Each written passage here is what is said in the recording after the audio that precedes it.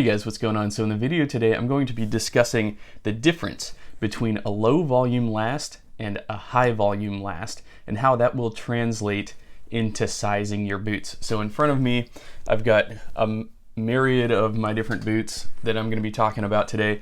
Hopefully I could translate this into something that you can walk away with. It is going to be probably a longer video, and I apologize for that, but everybody has a different philosophy when it comes to boot sizing. What I want to talk about today is some of the recent revelations I've had, and some ways we can break sizing down and conceptualize it in terms of volume. In the recent Stitch Down Shoecast with Ron Ryder, Ron touched on the subject of volume, which is important because volume is a separate concept from length and width. A lot of guys tend to conceptualize sizing in terms of how long and how wide your foot is, which is the Brannock device, generally ignoring other measurements. I'd like to briefly turn our attention to Dr. Ray McClanahan. He's a professional podiatrist, and he is going to demonstrate for us what he calls the sock liner test. Those in our community would probably better recognize or identify this process as the insole test. So what he's going to demonstrate for us is he's going to take the insole out of his shoe, place it on the ground, and simply step on it. And then from there you can see by how far your foot and your toes splay out if the shoe or boot is causing pressure on your foot. Let's take a listen to Dr. Ray and see what he has to say about this. Next, we're going to demonstrate how to use the Brannock device. If you're going to get fitted for shoes, you want to make sure that you get fitted towards the end of the day, as your feet will be bigger and a little bit more swollen. You also want to make sure that you're weight bearing on your foot. So you'll notice when I put my foot in the Brannock measuring device, I'm going to stand up because our feet get longer and wider when we stand. So the device appropriately used will give an overall length measurement of my foot. So my left foot, my overall length measurement is in between 10.5 and 11. So that's a valuable measurement. That kind of gives you a baseline number to operate from when you're in the store. However, as I mentioned, we'll give you a better method here in just a moment. The second portion of the Brannock device measures the arch length, which is highly variable. And occasionally this can be important to make sure that you choose a shoe that bends where your metatarsal heads bend. So that's what this little raised metal piece is here. If you lift up your big toe, you find out where the joint is. That little metal slot should line up perfectly with the top of your joint. My arch length is 11. So the overall foot length is 10.5, arch length is 11. You always take the larger of these two numbers for your size. Now here's where things start to go wrong. Once I have my overall foot length, once I have my arch length, as I mentioned, I take the greater of those two numbers, which is 11. I come over to the width measurement on the side with this pushed up against the side of my foot. I find 11, which is here, and it says that I'm supposed to be between a D width and an E width shoe. However, we're going to show you how my foot actually fits on a double E width shoe, and you'll quickly realize why, if you want to have healthy feet, you do not want to use the Brannock device for measuring the width of your foot. You'll want to use your sock liner test, which we'll go into next. So let's pretend that we walked into the store, we got our measurements here, our length and our width. This tells me I should be looking for approximately 10.5 to an 11. This particular shoe here happens to be a 10.5 double E. So corresponding to the measurements that I received from the Brannock, which are the same measurements that I received from the Volumental, if I pull the removable piece, the sock liner or the insole out, and I stand on that, we're going to quickly see that if I want my foot to be in natural position, which is widest at the ends of the toes, this shoe will not let my foot do that. This shoe will try to squeeze my foot into that configuration. I spent many years in that configuration, ironically actually sponsored by this shoe company, but I had a lot of foot problems. So it's not just athletic shoes. We can also look at comfort shoes, casual shoes, dress shoes, professional shoes. Happens to be a Rockport, common shoe for men, size 10.5 wide, corresponding to my measurements here. You can again see that if I want my foot to be naturally positioned, which is our natural state and the healthiest way the foot can position itself, this shoe is going to try to squeeze my toes in and hold my toes in a triangular configuration. The reason why it does that is the sock liner, also known as the insole, is the same shape as the upper. So if you see your foot doing this on a sock liner in a shoe, you can guarantee that this portion of the shoe is going to be actively trying to deform your big toe and actively trying to deform your little toe. If you do that for long enough, you'll develop foot problems and you'll need to see the doctor. So if we continue to use the sock liner test, this is actually a natural shoe made by LEMS. You'll notice it's not widest at the ball. It's widest at the ends of the toes. If I happen to be looking at this shoe in the shoe store and put my correct toes on and stand on this, you'll notice that it corresponds to the shape of my natural foot. Now you'll notice that my pinky is going off maybe a millimeter over here. which is not going to be a big deal because this material is very soft and flexible. However, if I were to try to wear one of these shoes, I would be in pain probably within a few minutes. So this is an example of the sock liner test, also known as the shoe liner test or insole test. And currently in the world, this is the very best way for choosing your foot size. Brannick only tells part of the story, so today I want to focus on the subject of high volume and low volume lasts. Knowing the volume of the last will help you dial in your sizing preferences. Also knowing whether your foot is high or low volume will help you size accordingly. I personally have a high volume foot with a medium arch and a somewhat high instep, which has caused me lots of discomfort throughout my life due to sizing too small. This was due in large part to shoe salesmen taking my Brannick measurements and sizing me too small as a result. They do the feel where your toe is maneuver to determine the proper fit. This has always led me down the path of having tight fitting shoes, kicking them off at my desk throughout the day because I couldn't stand to have them on. So to compensate for that, I've chosen to size more generously. In other words, take whatever the salesman recommends and go up a half, and that's worked pretty well. What I realized in retrospect was that the shoe salesman's advice wasn't necessarily incorrect, because they were taking real-life measurements of my foot and operating in accordance to widely accepted sizing standards at the time. What they were omitting from the equation was my foot's higher volume. Their sizing recommendations would have worked for someone with a lower volume foot, meaning low instep, flat foot, or narrow foot. For someone like me with a higher volume foot, taking the recommended size caused foot throbbing, cramping, discomfort, and a lack of blood flow throughout my legs and body. I couldn't wait to spend the weekend in sandals and be free of the shackles of my shoes. So today I'm going to be discussing the various well-known boot brands that I love and have collected over the years, and I'm going to discuss how I size in them, why I make the choices I do, and focus primarily on volume. So when we're talking about low volume, this is a good example of a low volume last. So this is my J. Crew tuxedo shoe. Like looking at this last just causes me anxiety. I got married in a pair of black calfskin Johnston & Murphy dress shoes, cap toe Oxfords. I actually donated those to Sonny recently for a resole competition, but just wearing those things, even with thin socks, like the 8.5, it was such a low volume last that like just thinking about it hurts. My foot fits in, but it's snug, and throughout the day it just throbs and it just hurts. So these are my new J. Crew tuxedo shoes that I replaced them with. I got these on sale. Brannick, I'm square between an 8.5 and a 9. These are in a size 9. I walk around in these, and this is a much more comfortable, relaxed fit. They are kind of long, but I'm much more comfortable in them. This is what I typically think of. The Oxford is typically what I consider sort of the quintessential low volume last. You see how narrow it is throughout? My foot's gonna fill that thing out. By the end of the day, it'll still be a good fit, but what generally would make a last low volume? Lowered walls in the vamp, right? So low vols, when I say vamp, I mean just the front of the shoe. You see how it's sort of right here, just kind of flat, right? Contrast that with a Red Wing mock toe. You see how raised that wall, the toe box is? So that's an example of a high volume last versus a low volume last. Most lasts are a hybrid, so low volume in some areas, high volume in other areas. I don't want to confuse people, but what I think of when I think of a low volume last is lowered walls in the vamp. So these are my Renav Goods A1 last, shinky brown oiled horsebutt, a very ergonomical, very curvaceous last, but it is low volume, I would consider it. Lowered walls in the vamp, a duckbill type of a shape almost. See, these are my Grant Stone diesel boots, and you can see how it kind of looks like a duckbill. That's the best way I could sort of conceptualize that. An unstructured toe box, so this is going to be unstructured, meaning it'll collapse, versus structured. Here's the Truman 20 last structured. You could see that's a structured toe box versus unstructured, right? High volume last, the Truman 20 last. Lower volume last, the Grant Stone Leo last. So you see those toe boxes, right? Low volume, high volume. Okay.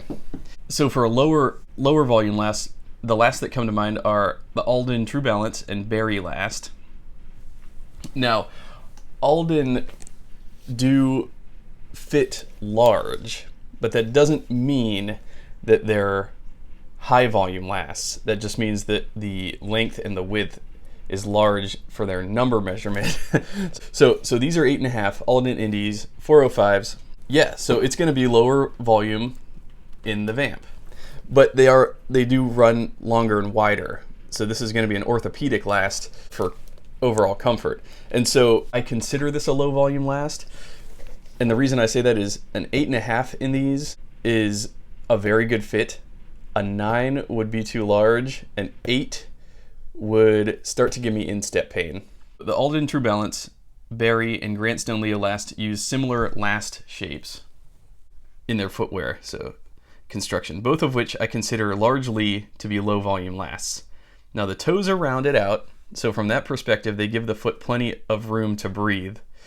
But in large part, the curvature of the last and the unstructured toe create what I consider to be a low volume last. This is again what I consider. All of this is subjective. I'm not a professional.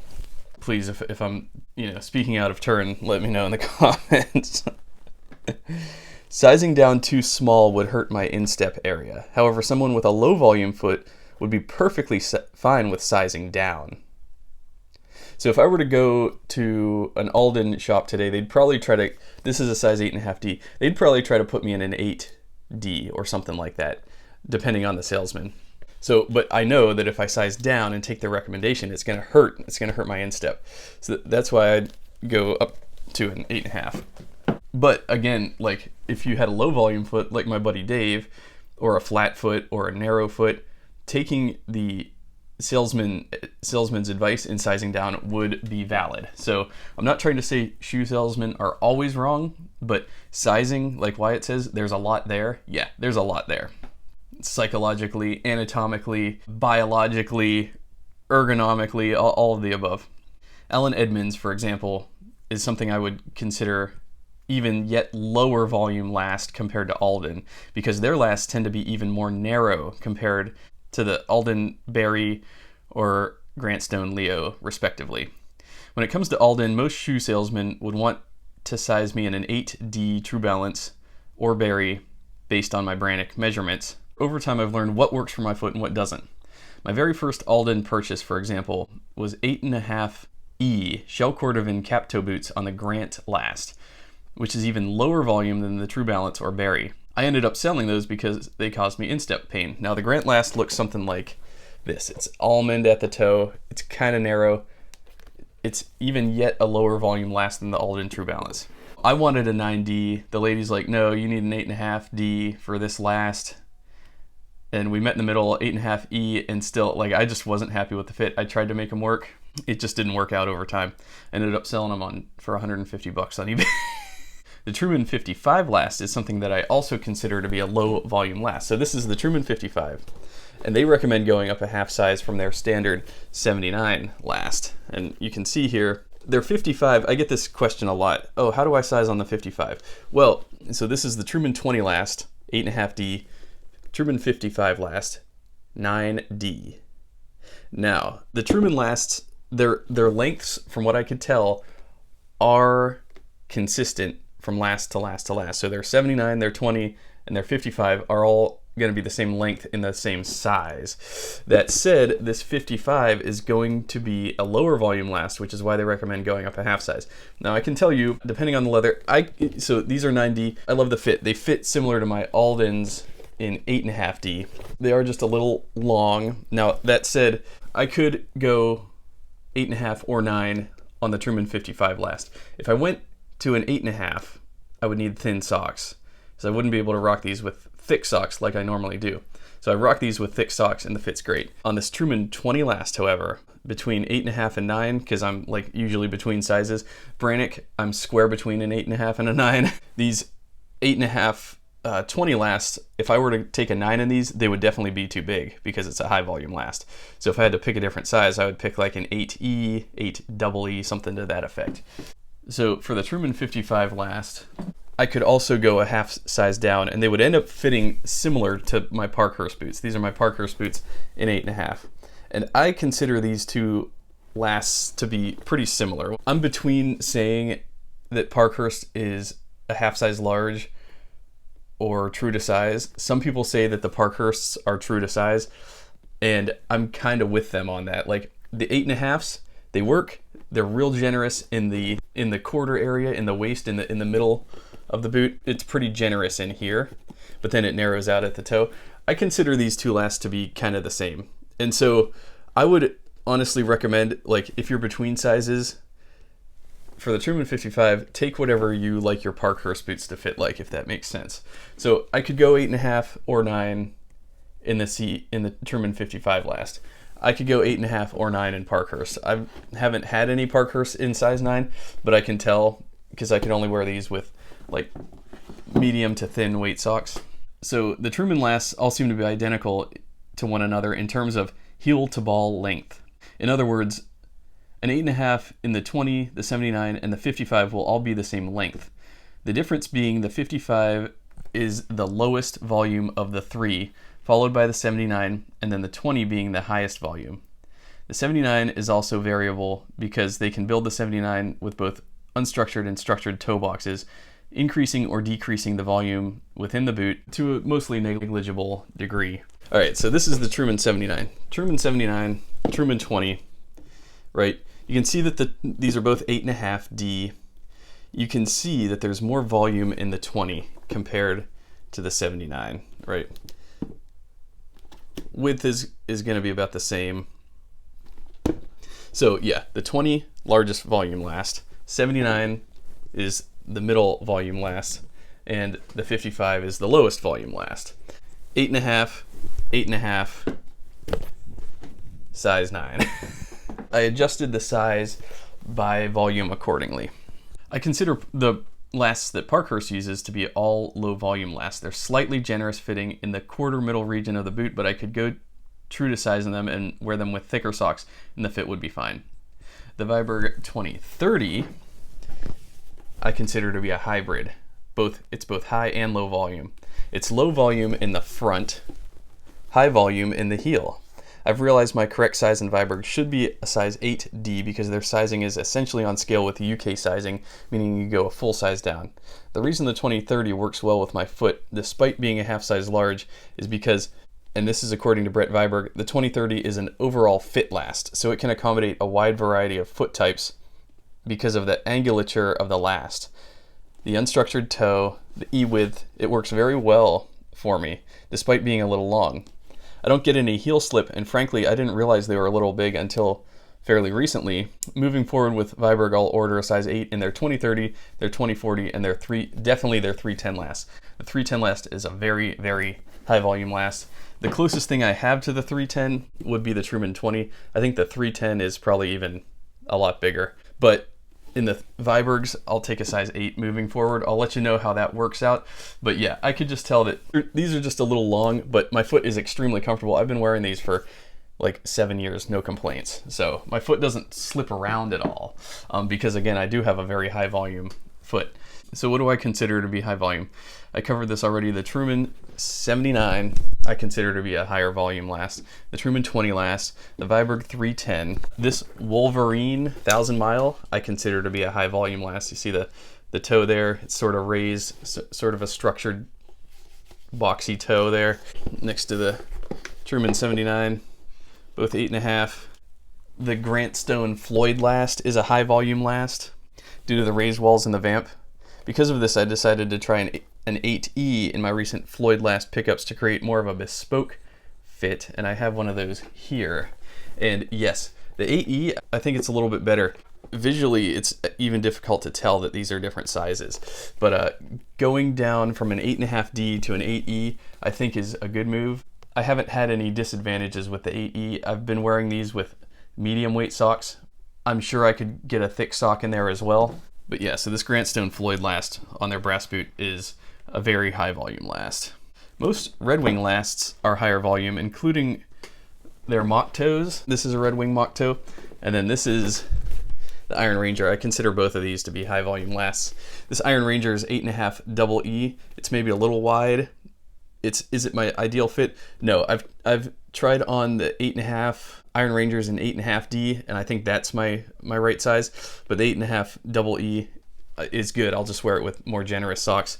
But yeah, these are the Red Wing mock toes in 8.5D. These are both high volume lasts as well. That's why I go a half down from Brannick, typically, for the Red Wings. For this last part of the video, I'm going to touch on the subject of, and this is fun, if I had to pick a different size, right? So in this scenario, I'm going to treat this like how you're at the eye doctor and how he switches from different lens types to ask you to compare which one is more clear, A or B. So to keep things simple, I'm going to speak from my perspective of boot brand sizing, of which I mostly own size 8.5D. Here's the scenario. I'm stranded in the Arctic tundra, 100 miles from civilization, and I'm not wearing any shoes. There's an abandoned crate filled with amazing boots. I can only pick one to make the trek to survival. All my typical 8.5Ds were taken by the last guy, but all the other sizes are available. What do I do? What I'm going to do is, if it's a crate full of Vibergs, Viberg 2030, my 8.5D's gone, I would grab the 8D. Okay. For the Viberg 2040, same thing. I'll grab the 8D. I tried those on recently, and yes, 8D is correct. It's an unstructured toe, a little bit more rounded out based on the Munson last, a little bit more rounded out at the toe. I did get a little instep pain because I think Viberg uses sort of hybridized lasts, both combining low and high volume. But I could tell the length is right, and I could tell I'm going to be happy with that fit. The Viberg 310, 8.5D is gone. I'm going for the 8D. Obviously, that's the highest volume Viberg last to my knowledge. The Nix 55 last in 8.5D, I would go down to an 8E in that. I do have wide feet. Alden True Balance 8.5D is gone. I'd go down to an 8E. Alden Berry 8.5 is gone. Probably the 8E, not so much the 8D. Probably squarely on the 8E since it's a hair more narrow than the True Balance. If the 8.5D Parkhurst were gone, I'd go up to a 9D. I would go for the 9. If the Mark Alberts 8.5Ds were gone, I'd go up to a 9D. If the Truman 79 8.5Ds were gone, I'll say that I've worn 9D in the unstructured. So these are Truman 79 last boots, size 9D, unstructured, because the 79 could be high volume or low volume. So this is a low volume last. This works very well. It's a good fit, but 8.5D's definitely my ideal size for this last. But if we're reducing the volume, then I'll go up to a 9. The Truman 20 last and 8.5D is gone. That's a tough one. So here's Truman's 20 last, 8.5D. If these were gone, I'd go down to an 8E or an 8EE. I don't know. It's such a large last, I wouldn't want to size up though, that's for sure. The Grant Stone Leo last, 8.5D, I'd take the 8E. These Grant Stones in 8.5D are Chrome XL. And Chrome XL is very forgiving. It can stretch. 8D would also work, but 8.5E would be probably more comfortable for my wide foot. The Grant Stone Floyd last. So the Grant Stone Floyd last, 8.5D is gone. I'd grab the 8D or the 8E depending on the leather. A white service boot, MP, 8.5D. I could easily go down to an 8E or 8D. It's a narrow but longer last. I'd probably need the 8Es. Red Wing Iron Ranger 8.5D is gone. Then I would go for a 9D on this one. Actually, for the Red Wing Iron Ranger, my buddy Tyler recently, he had some 8EEs that he was wearing, and I tried those on. They were a very good fit. So I could go down to an 8EE or an 8E. Probably the 8D in the Iron Rangers would hurt my foot a lot. Red Wing Mock Toe, 8.5D. I'd go down to an 8E. Let's see, Wolverine 1000 Mile, 8.5D's gone. I'll go for the 8E. It is a little bit more of a narrow last, so going down a half size in length might be too narrow. I'm not sure. I've never worn them in 8Ds. So Bordon Columbia. So this is a good example. I have two sizes in this brand. I have a size 42 and a size 41.5. Right. The 41.5, I consider this to be a lower volume last. This 41.5, I could wear it with thin dress socks and the fit's good. If the 41.5 was gone, I would go up to the 42. This 42, I prefer it because it is sort of a lower volume last, and I like the feel of the 42 better. This Thorogood roofer boot, I consider this to be a wide and high volume last. So if my 8.5 was gone, I would go for the 8s, because this is a unique last that you can adjust the width the way that it's lace to toe designed. So you can actually adjust the width. So going 8E, going down a half in length, up in width would work, but the 8D I'd actually go with, because you can sort of control the width, the variable width with these boots, because being that they're lace to toe, the width isn't really fixed. Like, it can increase or decrease depending on how tight you make the laces. Compare that to this boot. You're not going to increase or decrease the width on these Red Wing mock toes because of just how the boot is structured. Same with most boots, I would say, but the lace to toe, you can play, you have control over how wide the boot sits on your foot. Another thing that I wanted to mention was Ron Ryder said that the Brannock device is kind of a sales pitch method, more or less. He said it's a good guide, but ultimately what it does is it psychologically sort of reassures the customer that the decision was correct. That's not to say that it's right or wrong. He said that, using the Brannock, he needs you to be sitting there in person for him to be able to make the best sizing recommendation. I believe that. That's why sometimes anecdotal sizing information is sometimes my preferred method. Now he says that it's not an exact science by any means, so I hate to throw out so many caveats, but it's true. Like, there's just so much to sizing. Yeah, being that I have a high volume foot, I've been wearing the wrong size my whole life almost until I hit my mid-20s and I started buying Alden, and I just feel like the possibilities for being comfortable in my footwear, I never realized that I could be comfortable in my shoes until I started to size up just a little bit. Sizing too large is not good either. For example, I've had Trumans on size 9 on their 79 last that were structured and they just fit too big. I think it was the Gaucho Moose. I think the leather had something to do with that as well. It was just super airy, super soft. And I talked about this, my Snuff Suede Indies. Snuff Suede Indies are 8.5D. And the leather's just so soft and forgiving that honestly I could have gone down to an 8D in these, and I think the fit I would have been happier with the fit in an 8D as compared to the 8.5D. In the 8.5D, the leather just it's like a suede moccasin. It's so soft and forgiving. It doesn't give a lot of support, whereas this thing in 8.5D, it gives a ton of support. This calfskin, it's so supportive. It's so rigid. It's such a tight grain leather that it really gives support to your foot. So yeah, today's subject was high volume versus low volume lasts, but the leather itself also plays a part in how the boot is going to fit on your foot, especially long term. So if I could change these to an 8D, I'd probably do it. But I wear these with thicker socks and the fit is fine. The leather, depending on how hard or tight of a grain it is, how intransigent it is, or how stretchy it is, some leathers stretch. Chrome XL, this Chrome XL is shrunken down by I think 30% at the tannery, which is bad for business, but it creates a really nice stretchy leather. Some leathers do not stretch. Shell does not stretch. Or this is Dublin. Dublin's also pretty stretchy. So what it's going to come down to is they're going to pull the leather over that last. And then for stretchier leathers like Chrome XL, Dublin, things like that, when you remove the last, it'll stretch down a little bit. And so it'll create sort of a smaller fit. Whereas with Shell, it doesn't stretch at all, but guess what? It doesn't stretch when it's on the last either. And so it doesn't snap down after you remove the last. The shape of Shell is the final shape, whereas the shape of Dublin or Chrome XL is not the final shape. You can work into those. Whereas so having a knowledge of what the leather is going to do over the long term is also a factor to take into consideration. Suede, for example, it's not most suedes that I've had, like from Charles F. Stead and things like that. Like I'm talking about the Alden Snuff Suede Indy. Where did it go? I have too many boots. But yeah, the Alden Snuff Suede Indy, here it is.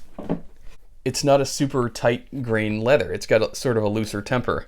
And so that's something to take into account. Now these are lined, and that's also something that's going to factor in.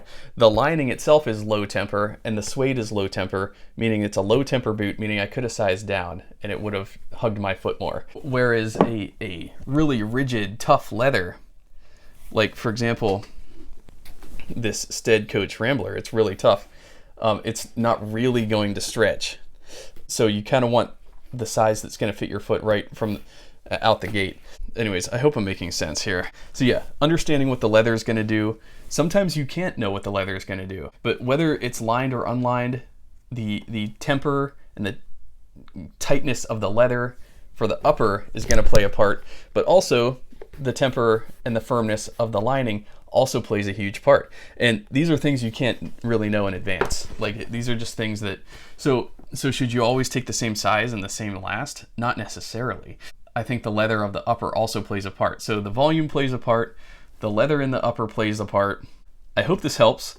Don't let me be the final authority. Always double check with your sizing with the bootmaker before confirming your size and making your purchase.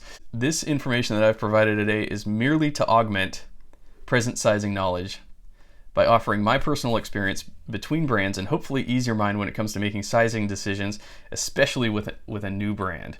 Thanks a lot for watching, guys. I hope I didn't confuse anybody. I hope I was able to sort of bring a little clarity. I know this is a lot of information. Here's another example of a high volume last. So these are my Renav goods. So he actually developed this last for my foot. These are, I believe, in a standard 8.5D. The Engineer is definitely going to be a higher volume last. As you can see in the vamp there, this is my stitched down patina Thunderdome pair, so I'm trying to beat the crap out of them. Sizing is a very complicated discussion, but when you think of lasts in terms of volume, that's, I've found to be sort of the way that makes the most sense to me, at least at this point. If I'm wrong, I'll make a new video and explain my discoveries. Ultimately, like Phil at Ashland Leather, he says, you know, leather is a language. Well, guess what? Boot lasts are a language too. There's just so much variability between the different boot lasts that it's very daunting. It's almost a subject too large to tackle. I hope I did an all right job with that today. So anyways, thanks a lot for watching, guys. Please leave me your thoughts in the comments below. Please let me know what you think about this approach, this philosophy, the high volume versus low volume. Does it make sense to you? What are your experiences? Please leave your thoughts in the comments below. I'd love to hear from you. I'm very open to being wrong here and open to suggestions. I hope it's clear to everybody that I'm just trying to get to the bottom of this sizing situation to maybe help people make good decisions moving forward. All right, so anyways, thanks a lot for watching, guys. I'm on Instagram. You can follow me there. My username is AeroSurferLV. And anyways, thanks a lot for watching. I'll see y'all in my next video.